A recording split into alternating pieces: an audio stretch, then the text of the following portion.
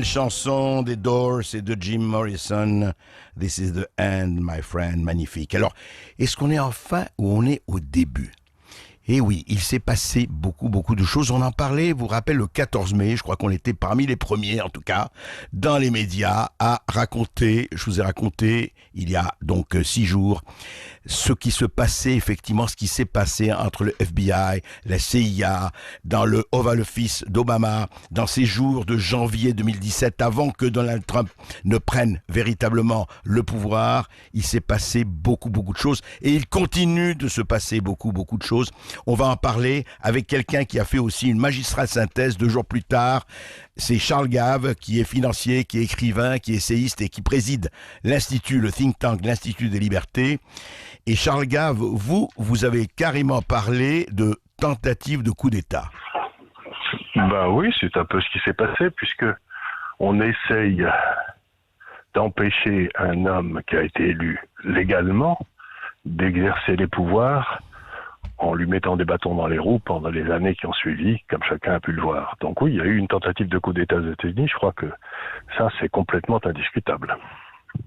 Alors, il faut raconter peut-être l'histoire, parce que on a quelques minutes, mais on a un peu plus que ça, pour raconter, en fait, qu'est-ce qui s'est passé. Il s'est passé que, si j'ai bien compris, en résumant, en essayant de synthétiser la chose, au Parti démocrate et à la Maison-Blanche, en fait, on n'a pas supporté, avec Hillary Clinton, qui, je le rappelle, était la rivale de Donald Trump dans les élections présidentielles de 2016, novembre 2016, on n'a pas supporté qu'un Trump arrive au pouvoir et qu'il amène un général Flynn, il faut en parler, on va en parler très vite, comme conseiller à la sécurité nationale, et que ces gens-là arrivent au pouvoir, c'était insupportable, et il fallait tout faire pour les renverser, ou en tout cas pour les destituer, ou pour les empêcher de parler.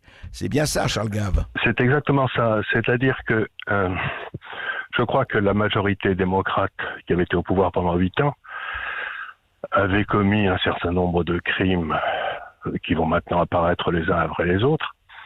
Vous dites crimes, carrément? Oui, tout à fait. Aussi bien, on pourra peut-être en parler, aussi bien en Ukraine qu'au Moyen-Orient, etc. Et que ces gens-là étaient à peu près certains que Mme Clinton serait élue. Et donc, il était peut-être pas très nécessaire de couvrir leurs traces avec beaucoup de soin. Vous savez, puisque les mêmes équipes allaient rester au pouvoir et donc ça ne sortirait jamais. Et puis, il y a eu ce coup de tonnerre extraordinaire de l'élection de Trump. Et à ce moment-là, je crois qu'ils ont dû avoir une peur bleue et ils se sont dit, il faut absolument qu'on empêche ce gars de gouverner. Et donc tous les gens qui avaient été mis aux positions clés pour empêcher l'information de sortir, qu'il s'agisse de Comey, qui était le patron du FBI, qu'il s'agisse du patron de la CIA, qu'il s'agisse du patron du renseignement aux États-Unis, etc., ont commencé une espèce de campagne de diffamation contre Trump en disant qu'il était un agent russe. Et à partir de là, c'est là qu'il y a eu l'enquête de Mueller et ça a empêché Trump de gouverner pendant 2 ans. Au bout de 2 ans, il a réussi à remplacer un ministre de la Justice qui était complètement inefficace, qui s'appelait M. Sessions, qui était un ancien sénateur du sud des États-Unis, pour le remplacer par un homme tout à fait éminent qui s'appelait Barr, qui avait déjà été ministre de la Justice aux États-Unis. Et depuis, ça fait donc à peu près 1 an que Barr est en train de nettoyer les écuries d'Augias. Et en nettoyant les écuries d'Augias, les documents commencent à sortir. Et ces documents sont tous plus accablants les uns que les autres. Donc il y a en fait 2 affaires dans cette affaire, si vous voulez. Il y a la première, c'est la tentative de coup d'État contre Trump. Et la deuxième, qui est encore plus tordue à mon avis, mais sur laquelle les documents ne sont pas encore sortis, c'est l'affaire du général Flynn. Parce que le général Flynn, qui était un démocrate, il faut savoir, il était d'une famille démocrate. C'était un homme tout à fait... Alors racontez-nous Flynn. Flynn était déjà en poste sous Obama, c'est bien ça? Et c'était comme il était démocrate, on l'avait mis général, c'était lui qui avait été un des responsables de ce qu'on avait appelé The Surge pendant la guerre en Irak, c'est-à-dire de la contre-attaque des États-Unis pour éviter d'être défait en Irak. Et donc il avait été mis là, parce qu'il était démocrate, et puis probablement il s'est engueulé de façon tout à fait épouvantable avec Obama, parce que Flynn était très inquiet du danger islamiste, alors qu'Obama ne l'était pas du tout. Donc il a été viré, mais ayant été patron des services secrets de l'armée, il connaît l'endroit où tous les cadavres de Clinton, d'Obama sont enterrés, de Biden sont enterrés, en Ukraine, en Syrie, en Libye, ce que vous pouvez imaginer. Et donc, il y a une double manœuvre, là. Il y a, bien sûr, empêcher Trump de gouverner, mais la deuxième manœuvre, c'est surtout d'essayer de déconsidérer Flynn pour que ses témoignages sur ce que ces gens-là ont fait ne soient pas recevables, en quelque sorte. Et donc, vous avez surtout une double ce qui a manœuvre. déclenché... Oui, une double manœuvre, Charles Gave, et ce qui a déclenché l'affaire, donc dès 2016, dès avant l'élection de Trump, c'est qu'on avait appris que Trump allait prendre Flynn comme conseiller national à la sécurité. Donc il allait peut-être parler et dire ça, c'est ça? Il allait certainement parler et dire ça, et d'ailleurs, au moment de la passation des pouvoirs, Obama a dit à Flynn que la seule personne qu'il ne devait pas engager, a dit à Trump que la seule personne qu'il ne devait pas empêcher, c'était Flynn. Donc, Obama il l'a déconseillé, Il l'avait conseillé, surtout vous ne le prenez pas, c'est pas un type sûr et tout et tout. Donc, ils étaient morts de peur de Flynn. Et donc, il a été embauché comme conseiller de la sécurité, c'est-à-dire le gars qui parle à l'oreille du président pour tous les problèmes de sécurité aux États-Unis, qui a accès permanent à lui. Bien sûr. Et donc, il s'apprêtait sans doute à dire un certain nombre de choses. Et ce qui s'est passé, c'est que Flynn, dans ses activités, a commencé à donner des coups de téléphone à l'ambassadeur de Russie, parce que Obama venait de prendre des mesures contre la Russie, vous savez, à cause de l'Ukraine. Oui, il devait parler à tout le monde comme conseiller national à la sécurité. D'abord, il devait parler, mais il a parlé un peu plus. Mais comme Obama venait prendre des mesures de sanctions contre la Russie, en ayant demandé à l'Europe de faire pareil, dès qu'il est arrivé, Flynn a pris le téléphone et a dit à l'ambassadeur, vous savez, ne faites pas de contre-représailles trop fortes parce que on va changer d'administration et c'est pas du tout notre politique. Et cette conversation a été entendue, écoutée par le FBI, ce qui était tout à fait extraordinaire, que le FBI... Et illégal. Et que le FBI écoute la conversation que le Conseil de la sécurité de Trump avait avec l'ambassadeur russe. Et à partir de cette conversation, que l'on a commencé toute l'histoire de Trump et la Russie sont dans le même lit, quoi. Oui, et alors Charles Gave, je rappelle justement, lié à ça, le 5 janvier, réunion à la Maison-Blanche, dans le Oval Office, avec Obama, tout l'état-major des entourages Obama, les Powers, Brennan, Comey, Susan Rice, Clapper et compagnie, c'est-à-dire la CIA, l'ambassadeur de l'ONU, la sécurité nationale, etc. Et il retient Comey, donc le patron du FBI, et il lui dit, est-ce que vous croyez qu'il faut tout communiquer à l'équipe arrivante, donc l'équipe de Trump, notamment les choses sur la Russie. Comey lui dit, qu'est-ce que vous en pensez? Obama lui dit, écoutez, attendez un peu, peut-être qu'il faut continuer l'enquête par rapport à ce qui se passe entre ce que vous avez dit, Flynn et l'ambassadeur russe. C'est-à-dire, dès le départ, on dit, on ne va pas dire tout à l'équipe arrivante, ce qui est quand même assez non étonnant. Seulement on va pas dire toute la vérité, on va pas dire ça, on va pas transmettre les dossiers en quelque sorte à l'équipe arrivante, ce qui est déjà un vrai scandale. Mais ensuite, on ne prévient même pas le président des États-Unis que son conseiller principal pour la sécurité est sous enquête. C'est ce qui est tout à fait extraordinaire. Et on prévient le président des États-Unis qu'il y a un dossier sur lui complètement qui est sorti où il aurait fait des bêtises sexuelles à Moscou, qui était un tissu d'ânerie et qui était un tissu d'imbécilité. Et le dossier financé par Clinton et par les démocrates. Pas financé par Clinton, financé par les démocrates, et qui était un tissu d'ânerie, et que le président, donc le 6 janvier, le président est prévenu que ce dossier existe, et le 7 janvier, Comey le fait fuir, le file à la presse, au Washington Post, etc., et ça commence à sortir dans la presse, alors que Comey savait que ce dossier était faux. C'est ça. Donc, ils savaient tous que ce dossier était faux. Ils savaient tous que ce dossier était faux, y compris Obama.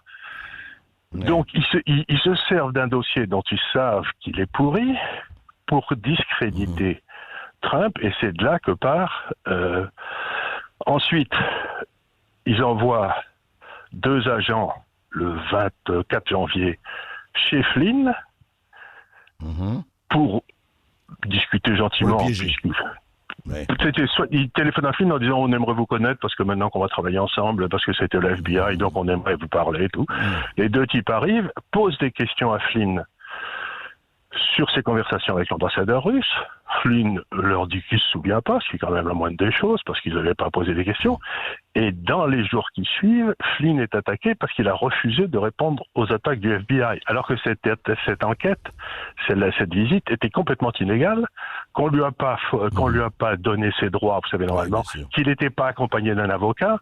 Et c'est donc tout le procès qui a suivi de Flynn ensuite était fait sur des choses qui étaient illégales. C'est-à-dire que le FBI... un piège. C'était un piège pur et simple, pour le faire tomber. Tendu par le FBI, et ensuite, donc, Charles Gave, il y a effectivement cette enquête de Mueller, l'ancien patron du FBI, ancien patron avant James Comey, qui a duré 2 ans et demi, et qui conclut à rien. Pas l'ombre du commencement d'une preuve. C'est quand même. Et il le savait au bout de 3 mois, mais ils ont essayé de tenir le plus longtemps possible avec l'enquête de Mueller pour que Trump perde les élections au Congrès en novembre dernier. C'est-à-dire qu'ils ont fait peser cette espèce de menace. Vous savez, regardez, donc il y a toute une série de braves gens qui ne pouvaient pas voter pour Trump parce que c'était un agent russe. Et donc tout ça, si vous voulez, ça a été un vrai complot. Et dans ce complot, vous trouvez non seulement l'administration Obama, mais aussi toute une série du personnel politique américain, dont un homme qui s'appelle Schiff, qui est un des éminents représentants du Parti démocrate, Adam Schiff, à la Chambre des représentants. Vous trouvez à peu près tout le...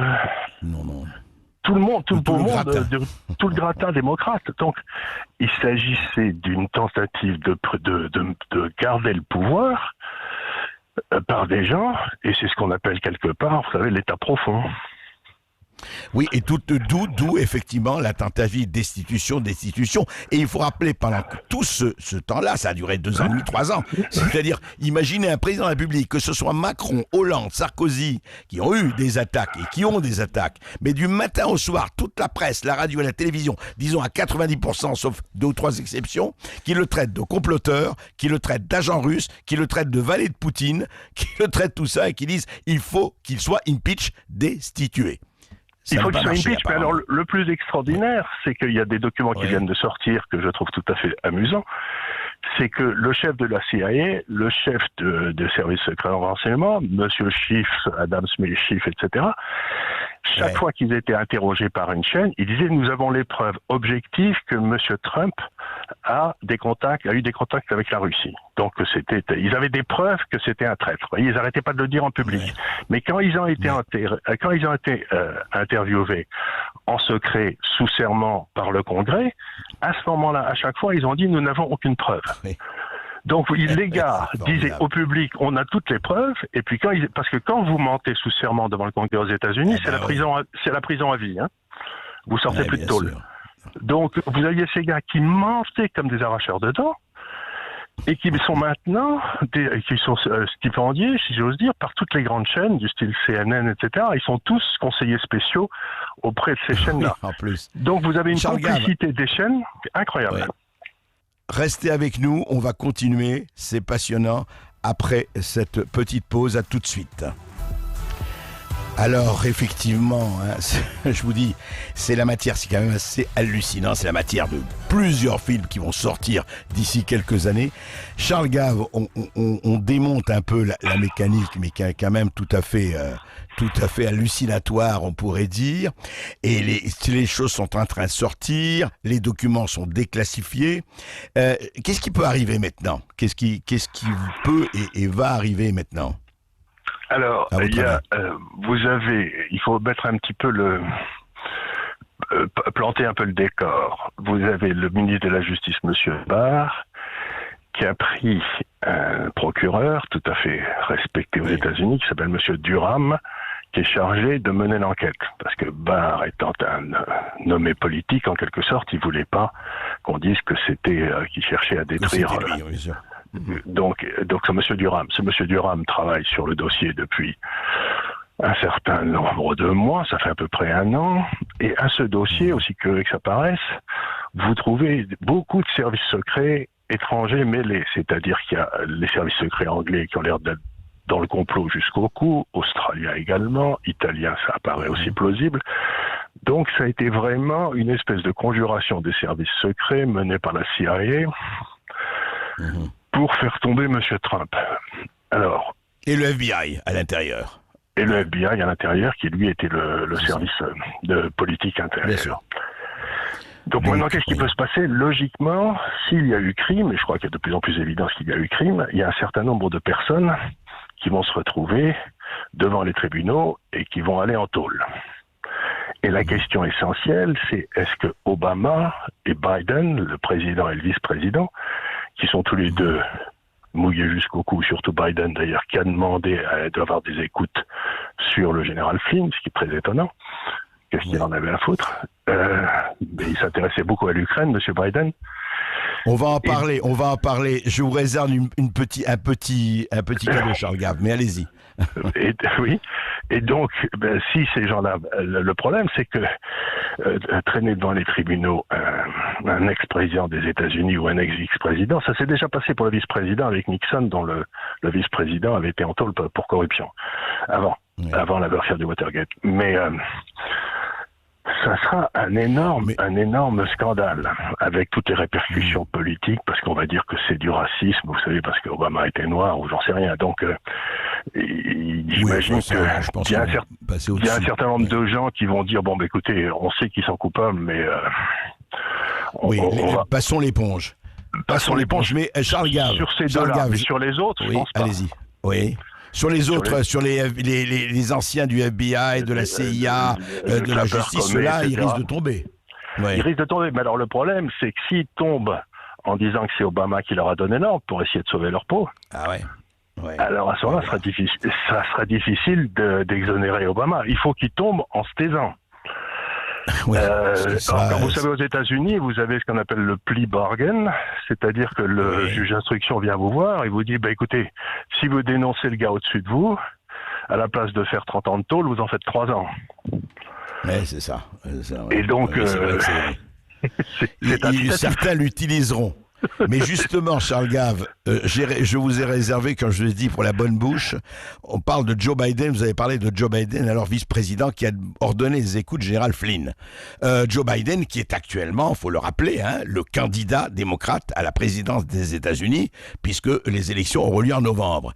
Eh bien, on a déclassifié, on a le coup de téléphone que Joe Biden avait donné à Petro Poroshenko, le président de l'Ukraine.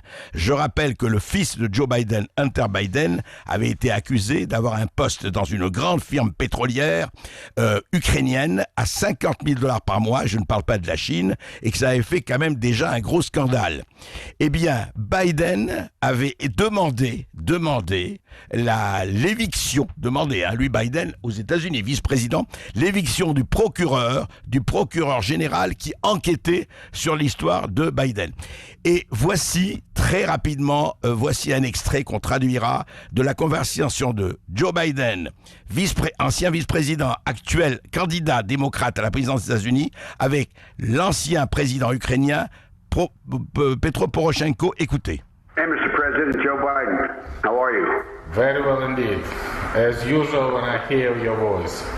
Thank you. Well, you are doing very well. Congratulations on getting the new prosecutor general. I know there's a lot more that has to be done, but I really think that's good, and I understand you're working with the Rod in the coming days on a number of additional laws to secure the IMF. But congratulations on installing the new prosecutor general. It's going to be critical for him to work quickly to repair the damage Shokin did. And I'm a man of my word. And that now that the new prosecutor general is in place, we're ready to move forward in signing that new $1 billion loan guarantee.